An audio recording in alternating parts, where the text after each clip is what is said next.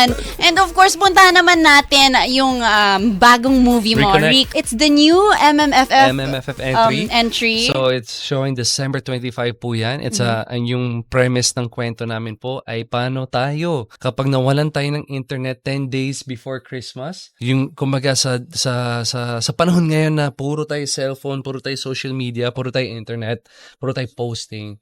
What if nawalan tayo ng internet? Marunong pa ba tayo makipag-usap sa mga tao? Kaya ba natin makipag-bonding pa rin sa pamilya natin? Kaya ba natin kumain sa dining table na hindi nagsa-cellphone? Kaya ba natin magtrabaho? Kaya ba natin makipag-reconnect sa mga loved ones natin? So yun, may gano'n kwento. Mayroon din tungkol sa pamilya na mga influencers, yung buong pamilya mula sa anak.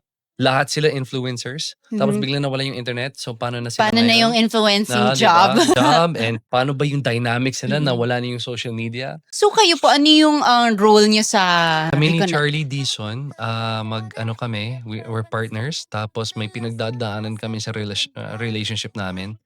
Tapos, nag-email ako sa kanya, yung character ko sa kanya, ng breakup email na sabihin ko, I think it's time na mag-break up tayo. Tapos And then, nawalan.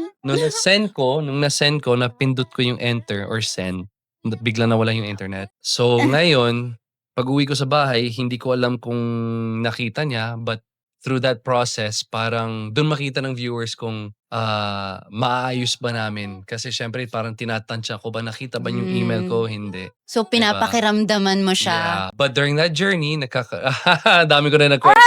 Wag na.